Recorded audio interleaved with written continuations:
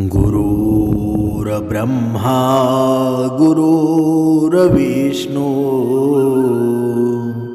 गुरुर्देवो महेश्वरा सद्गुरु साक्षात परब्रह्म तस्मै श्री सद्गुरुवे नमः। जय जय रघुवीर समर्थ श्रीराम समर्थ। सद्गुरु चरणांना नतमस्तक होऊन आपण या सुंदर सकाळच्या मनमोहक वातावरणामध्ये या निरूपणास सुरुवात करूया। मायबाप सज्जनांचं स्वागत आहे। आज आपण पाहणार आहोत की मनुष्याच्या जीवनामध्ये आहे ना, निंदक असायलाच हवा, पण मनुष्याला मात्र आपला निंदक कोण आहे ना, आपला शत्रू कोण आहे, आयुष्यभर मृत्यूपर्यंत कळत नाही। पण समर्थांनी सांगितलेलं आहे ना, मनुष्याला निंदकाचा फायदा काय होतो बरं? आपल्यामध्ये ज्या काही त्रुटी असतात तो निंदक स्पष्टपणे करत असतो आणि त्या आपल्याला समजू लागतात। पण कधी कधी तुमच्यावर जळणाऱ्या माणसांना आहे ना, आपण ओळखायला चुकतो। मग अशा लोकांना नक्की ओळखायचं कसं?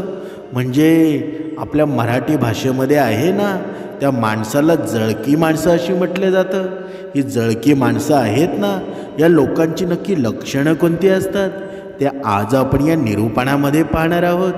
समर्थांनी सांगितलंच आहे ना, आपलं काम आहे ना प्रामाणिकपणे करत असतो, कष्ट घेत असतो आणि हळूहळू यशाच्या दिशेने सुद्धा आपण जात असतो।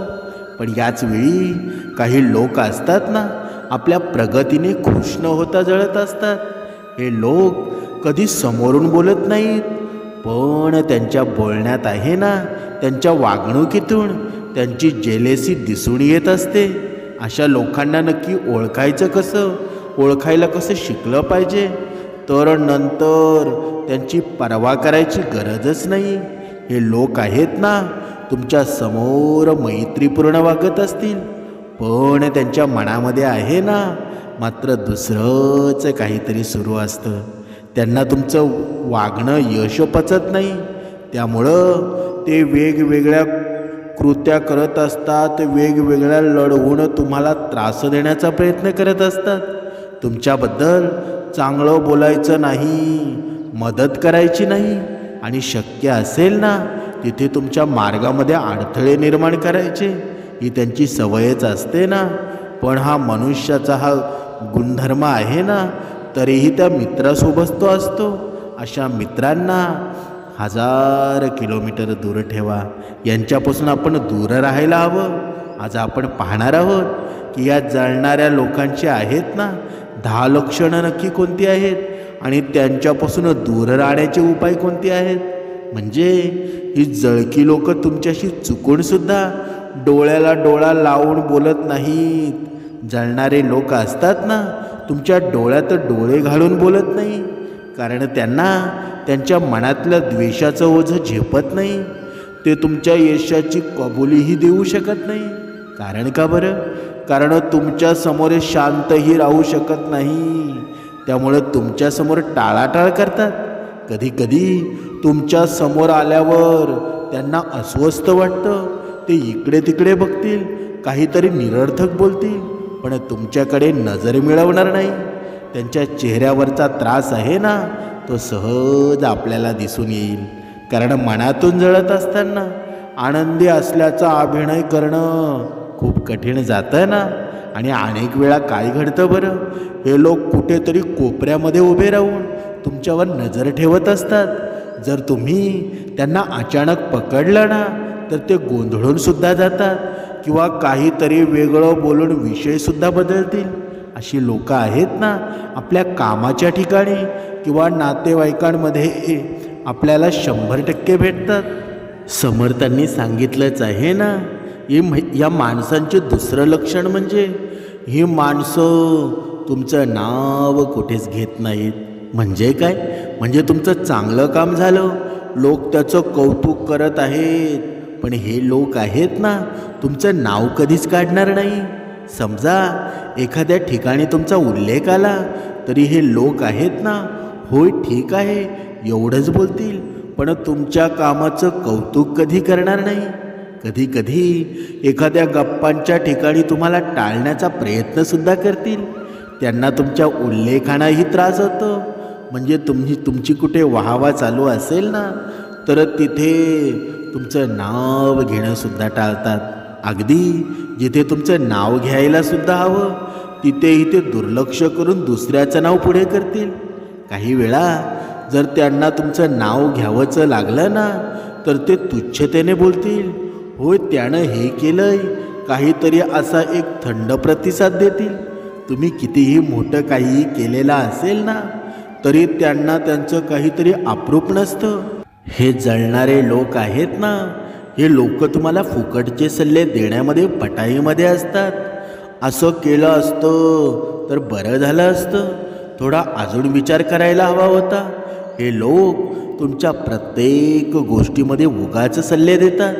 त्यांच्या सल्ल्याचा उद्देश मदत करणं नसतो, तर तुमच्या आत्मविश्वासाला तडा देणं असतो, किंवा तुम्ही घेतलेला निर्णय कसा चुकीचा आहे ना हे त्यांना दाखवायचं असतं. खरं तर तुम्ही काहीही केलं ना तरी यांना समाधान मिळत नसतं. तुम्ही नवीन गाडी घेतली, नवीन व्यवसाय सुरू केला तरी ते एखादा तरी दोष काढणारच. हा खर्च जास्त झालाय, अजून थांबायला हवं होतं, अनेक वगैरे वगैरे त्यांचे सल्ले आहेत ना, म्हणजे फक्त तुमच्या मनात शंका उत्पन्न करण्याचा प्रकार असतो. ही लोक नेहमी स्वतःला हुशार समजतात आणि तुम्ही काहीही ठरवलं ना तरी त्यावर उगाचच मतं देतात. त्यांच्या सल्ल्यांचा जर तुम्ही विचार केला ना तर तुमच्या मनामध्ये संभ्रम निर्माण होईल आणि तुम्हाला नक्की काय करावं ना हे सुद्धा कळणार नाही. म्हणून तुमच्या नवीन योजना किंवा निर्णय यांना कळवून देऊ नका. म्हणूनच समर्थांनी सांगितलेलं आहे ना, श्रीकृष्णांनी ज्याप्रमाणे भगवद्गीतेमध्ये अर्जुनाला सांगितलं ना की आपल्या ज्या योजना असतील ना त्या मनुष्याने गुप्त ठेवायला हव्या. जेव्हा संकट येईल तेव्हा ते शस्त्र बाहेर काढावं. मग संकटाच्या अगोदर शस्त्र बाहेर काढून जमेल का बरं? नाही ना. म्हणूनच समर्थांनी सांगितलेलं आहे, तुमच्या चुका शोधत राहतात. ही लोक आहेत ना, तुमच्या वारंवार चुका शोधतात. तुम्ही 100 कामं बरोबर केली ना तरी दुर्लक्ष करतील, पण एखादी छोटीशी चूक झाली तर हे लोक लगेच त्यावर बोट ठेवतील. मी आधीच सांगितलं होतं ना हे होणारच होतं असं म्हणत ते तुमच्या अपयशाचा आनंद साजरा करतात. त्यांच्यासाठी हीच संधी असते ना. म्हणून तुमची चूक झाली की अधिक आत्मविश्वासाने बोलतात. म्हणजे लोकांसमोर मुद्दाम चूक दाखवत बसतात. अगदी तुम्ही लहानशी चूक केली ना तरी त्यावर बडबड करून मोठं प्रकरण करत असतात. त्यांना तुमचं यश दिसत नाही, पण छोटीशी चूक दिसून येते. आणि ती चूक आहे ना, उगाचच उगाळत बसणं हे त्यांचं प्रमुख काम असतं ना. ते मुद्दाम लोकांसमोर तुमच्या चुकांची चर्चा करून तुम्हाला कमी लेखण्याचा प्रयत्न करतात. पण लक्षात ठेवा, यांनी आपल्याला कितीही वाईट दाखवण्याचा किंवा चुकीचा दाखवण्याचा प्रयत्न केला ना तरी आपली क्षमता आपल्यालाच माहीत असते ना. त्यामुळं अशी जळकी लोक आहेत ना, काहीही म्हणाली म्हणून मनाला लावून घेऊ नका. समर्थ मार्गावर विश्वास ठेवा, समर्थ विचारांवर विश्वास ठेवा. आणि ज्या मनुष्याचा भगवंतावर विश्वास आहे ना त्याला कोणतंही भयभीत करू शकत नाही. कोणीही काहीही बोलो, माझा भगवंत पुढे आहे ना, मला कसलीच भीती नाही. म्हणून अशा लोकांपासून आपण थोडं दूरच राहायला हवं. समर्थांनी सांगितलेलंच आहे ना, ही लोक असतात ना छुप्या पद्धतीनं तुमच्या मित्रांना, तुमच्या नातेवाईकांना तुमच्या विरोधामध्ये भडकवण्याचा प्रयत्न करतात. ही लोक असतात ना तुमच्याबद्दल थेट बोलत नाहीत, पण तुमच्या मित्र नातेवाईकांच्या कानामध्ये हळूहळू तुमच्याविषयी विष पेरत राहतात. त्याला आता वेळ नसतो, तो खूप बदललेला आहे, त्याला आता जुने मित्र नको आहेत, अशा गोष्टी सांगून ते तुमच्या जवळच्या लोकांना तुमच्यापासून दूर करतात. कधीकधी आपल्या मित्राच्या किंवा आपल्या नातेवाईकाच्या बोलण्यावरून आपल्याला अचानक बदल झालेला दिसून येतो. ते आपल्याशी तुटक किंवा कमी बोलायला लागतात. हे कारस्थान आहे ना अशा कुचक्या माणसांचं असतं. म्हणून यांच्यासमोर बोलताना खूप काळजीपूर्वक बोला, कारण यांना राईचा पर्वत करून बोलायची सवयच असते ना. म्हणून हे तुमच्या जवळच्या लोकांच्या मनामध्ये तुमच्याविषयी संशय निर्माण करत असतात. तुम्ही लक्ष दिलं नाही ना तर त्याचा परिणाम तुमच्या संबंधांवर होतो.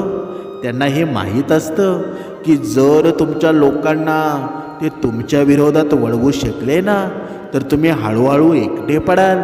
पण अशा लोकांपासून सतर्क राहायला हवं.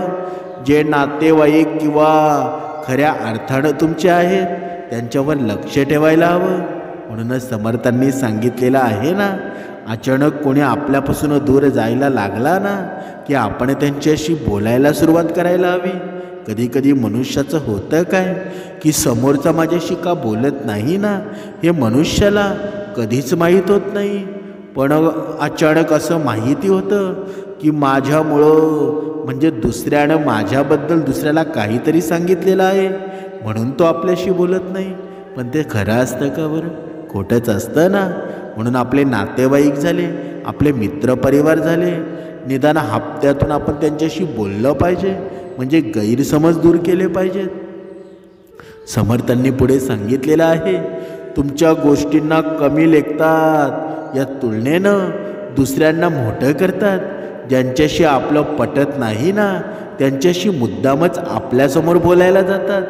म्हणजे हे जळणारे लोक आहेत ना, तुमच्या मेहनतीचं आणि तुमच्या कर्तृत्वाचं कधीच कौतुक करणार नाहीत. त्याऐवजी ते तुम्हाला कमी दाखवण्याचा प्रयत्न करतील. हे काही मोठं नाही, इतरही लोक हे करू शकतात असं म्हणतात. हे तुमचं महत्त्व कमी करतात. जर तुम्हाला काहीतरी नवीन केलं तर ते लगेच कोणाच्या तरी यशाचं उदाहरण देतील आणि म्हणतील तो किती मोठा झाला, तुला अजून बरंच शिकायचं आहे. म्हणजे ते तुमचं मनोबल आहे ना खच्ची करण्याचा प्रयत्न करत असतात. कारण तुम्ही जर खचला ना तर त्याला आनंद मिळत असतो. कधीकधी ते तुमचं काम दुसऱ्या कोणासोबत तुलना करून मुद्दामच लहान आहे असं भासवतात. अमुक व्यक्तीनं हे खूप आधीच केलं होतं असं म्हणत ते तुमच्या प्रयत्नांची किंमत कमी करतात. त्यांचं एकमेव ध्येय काय असतं बरं? तुम्हाला असं वाटायला लावणं की तुमचं यश म्हणजे काहीच नाही. असे लोक आहेत ना, तुमचं चुकूनही कौतुक करणार नाही, पण दुसऱ्यांना मात्र मोठं दाखवतील.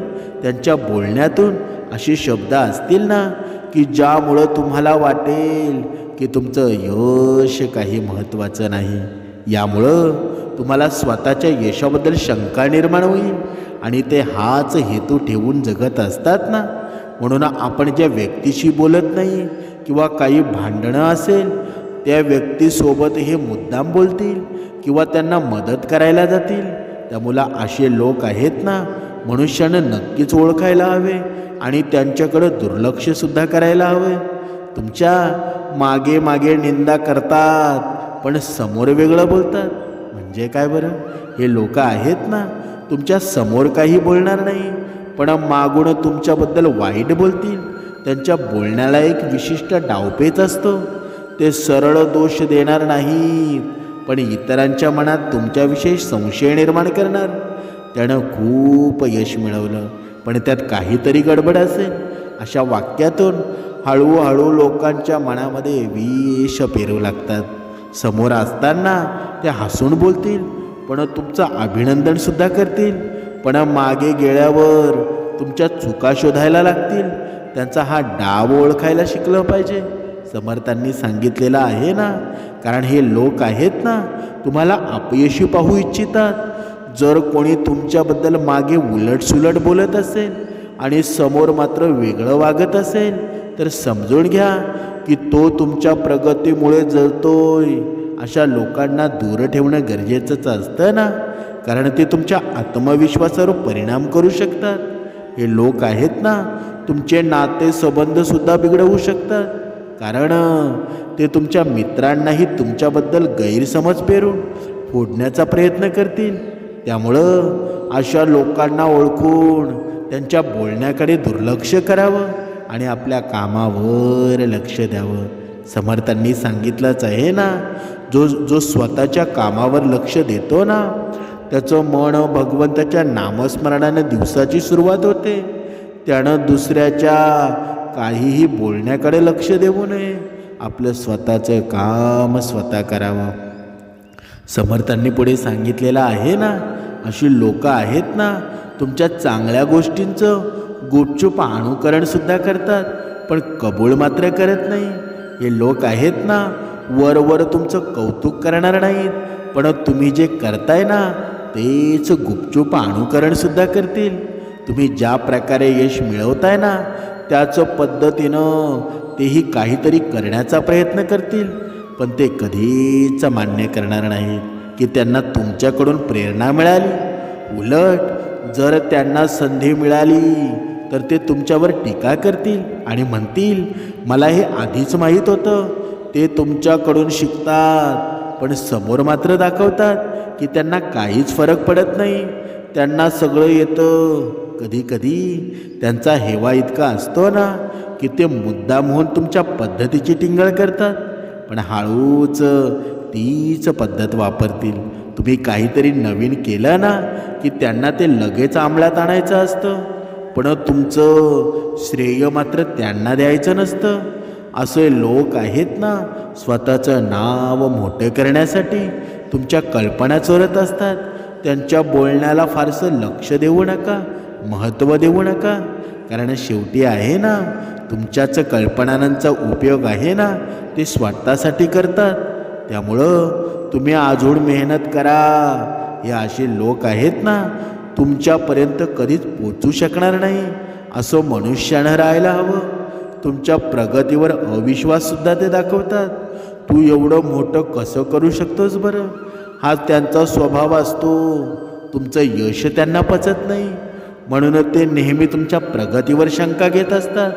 हे खरंच त्यानंच केलं असेल का असं विचारत ते तुमच्या मेहनतीवरच प्रश्नचिन्ह लावतात.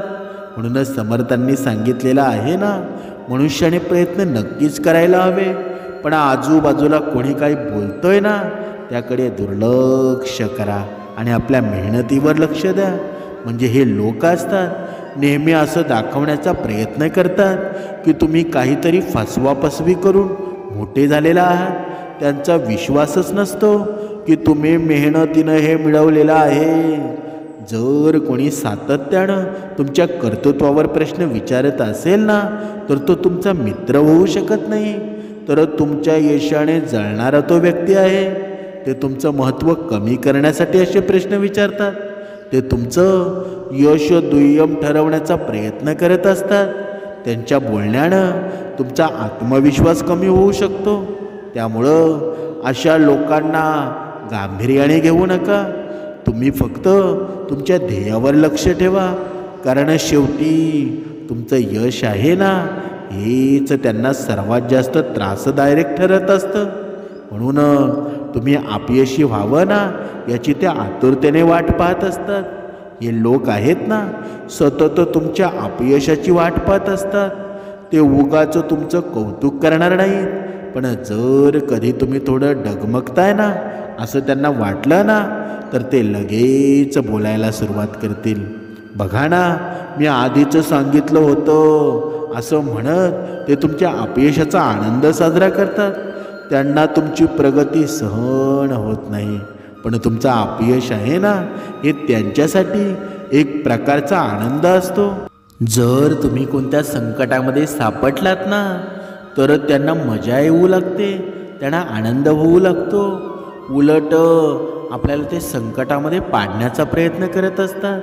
पण समर्थांनी सांगितलेलं आहे ना, जो जळणारा असतो ना, त्याने कितीही उल्लडबाजी केली, कितीही तीव्र जरी विरोध केला ना, समोरच्याला दुःख देण्याचा प्रयत्न केला, तरीसुद्धा खरेपणाची बाजू आहे ना, ती कधीही वरच असते.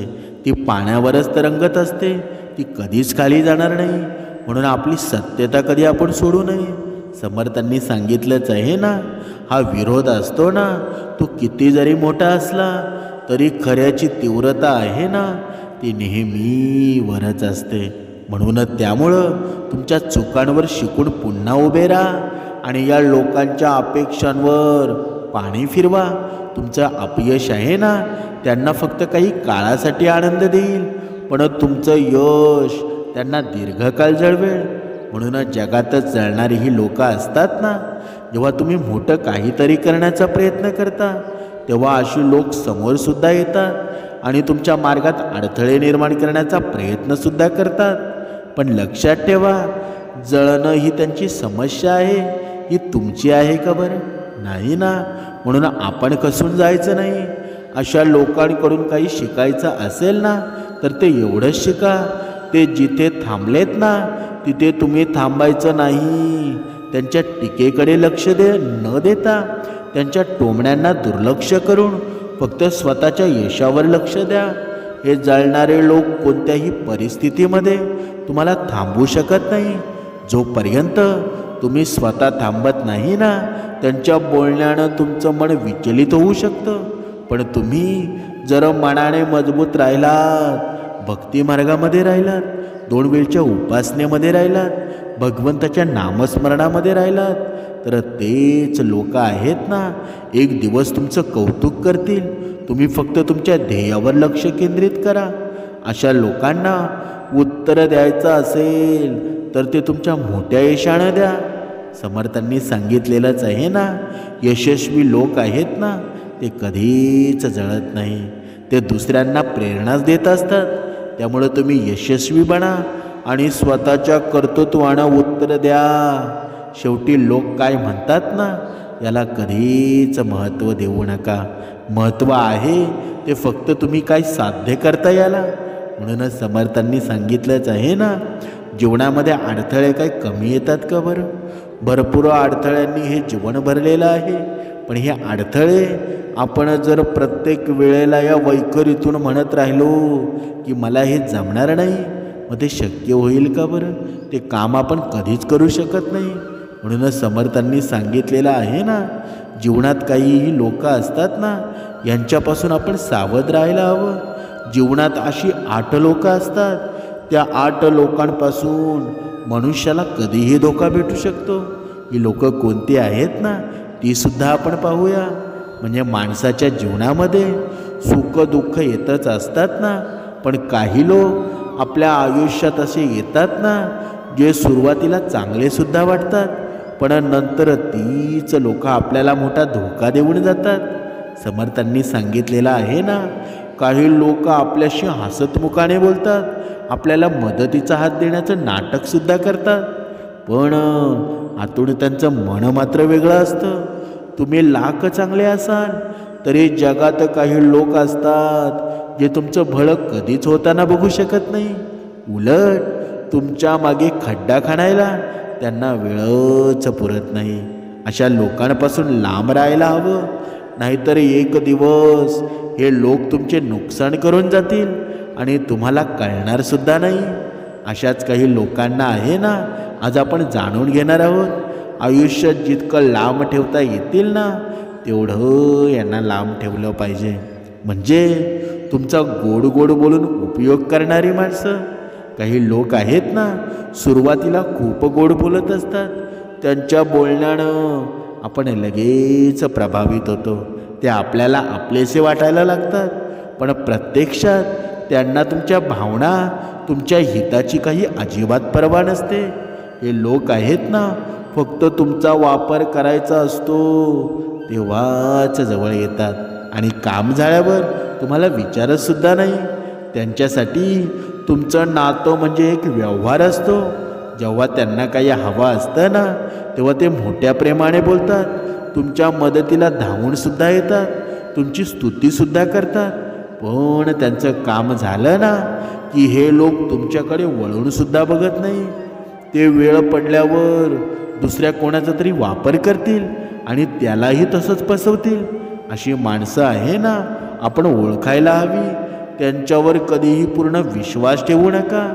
स्वतःला अशा लोकांच्या जाळ्यात अडकून देऊ नका. कारण का बरं? कारण अशा लोकांकडून तुम्हाला मदत तर कधीच मिळणार नाही, पण नुकसान मात्र 100% होईल. तुम्हाला सतत खाली खेचणारी माणसं, काही लोक असतात ना, जे तुम्ही कितीही चांगलं केलं ना तरी नेहमी तुमच्या चुका काढत असतात. तुम्ही एखादी मोठी गोष्ट साध्य केली तर त्यावर टीका करणार, नकारात्मक बोलणार. तू एवढं काही मोठं केलं नाहीस, हे तर कोणालाही जमेल. तुझ्याकडे एवढ्या चांगल्या संधी आहेत म्हणून तुला जमलं, अशी विधानं आहेत ना, ही करणारी माणसं तुमचं मनोबळ कमी करत असतात. ही लोक आहेत ना, तुम्हाला कधीच प्रोत्साहन देणार नाहीत. त्यांचा उद्देश एकच असतो, तुमचा आत्मविश्वास कमी व्हावा आणि तुमची प्रगती करू नये. अशा लोकांना तुमच्या आयुष्यात कधीच स्थान देऊ नका. त्यांचं बोलणं मनावर घेऊ नका आणि तुमच्या ध्येयाकडे लक्ष केंद्रित करा. त्यांच्या नकारात्मकतेला महत्त्व दिलं ना तर तुम्ही स्वतःवर शंका घ्यायला लागाल आणि तुमचं लक्ष विचलित होईल. अशा माणसांना ओळखून त्यांच्यापासून शक्य तितके लांब राहा, कारण ते कधीही बदलत नाहीत. तुमच्या मागे वाईट बोलणारी माणसं म्हणजे समोर गोड गोड बोलणारी पण मागे तुमची निंदा करणारी माणसं आहेत ना, ही सर्वात धोकादायक असतात. ही लोक तुमच्या चांगुलपणाचा फायदा घेतात, तुमच्याशी हसतमुख बोलतात, तुमच्यासोबत वेळ घालवतात, पण पाठीमागे मात्र तुमच्या बदनामीसाठी काहीही करू शकतात. हे लोक आहेत ना, तुमच्या छोट्या छोट्या गोष्टीही वाढवून सांगतात, गैरसमज पसरवतात आणि तुमची प्रतिमा खराब करण्याचा प्रयत्न करतात. अशी लोक तुमच्या जवळ असतील तर तुमच्या खाजगी गोष्टी त्यांच्यासमोर उघड करू नका. कोणत्या लोकांवर विश्वास ठेवायचा ना आणि कोणावर अंतर द्यायचं या अगोदर तुम्ही समजून घ्यायला हवं. समर्थांनी सांगितलेलं आहे ना, ही माणसं तुमच्या यशाला आणि मेहनतीला देखील वाईट दृष्टिकोनातून बघत असतात. म्हणजे तुम्हाला पाठिंबा देणाऱ्या आणि तुमच्या प्रगतीमुळे आनंदी होणाऱ्या लोकांमध्ये राहा, कारण खोट्या माणसांमध्ये तुमच्या मानसिकतेवरही परिणाम होत असतो. आता पाहूया तुमच्या यशाचा आणि आनंदाचा द्वेष करणारी माणसं.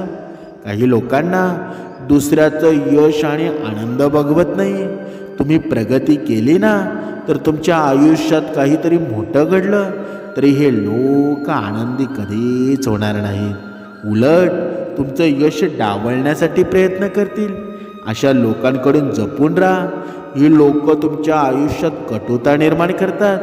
तुमच्यात आणि तुमच्यात मित्रपरिवारामध्ये, कुटुंबात मतभेद निर्माण करतात. म्हणून तुमच्याविषयी चुकीच्या गोष्टी सांगून लोकांना तुमच्या विरोधामध्ये वळवण्याचा प्रयत्न करतात. अशा माणसांपासून आहे ना आपण सावध राहायला हवं. त्यांच्यावर विश्वास ठेवू नका. त्यांचा हेतू फक्त तुमचं नुकसान करण्याचा असतो. अशा नकारात्मक माणसांमुळे आहे ना तुमच्या स्वप्नांना मागे ठेवू नका. त्याऐवजी स्वतःला सतत प्रोत्साहित करत राहा आणि प्रामाणिकपणे पुढे जात राहा.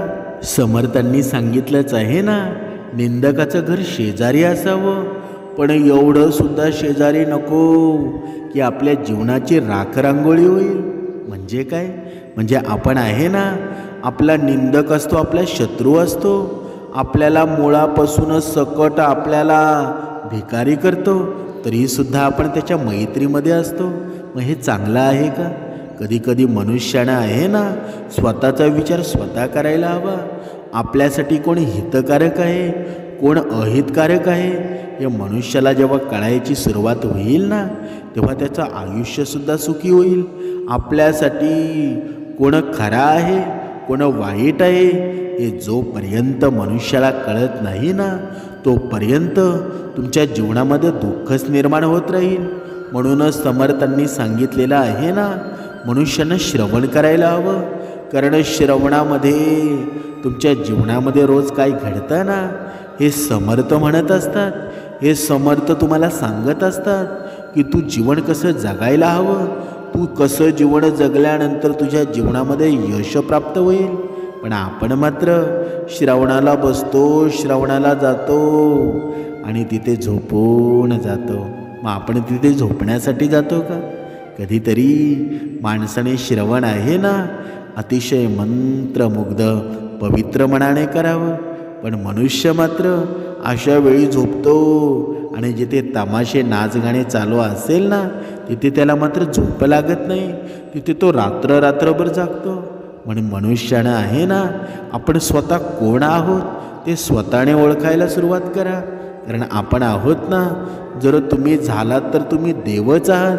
पण तुमच्या मनातील ही जागरूक भावना आहे ना ती निर्माण करायला हवी. म्हणजे आपल्या मनामध्ये रामच आहे ना, श्रीरामाचं हे घर आहे. मग ते श्रीरामाचं घर असून सुद्धा आपण राक्षसरूपी रावणाला का तिथे आणलं आहे बरं?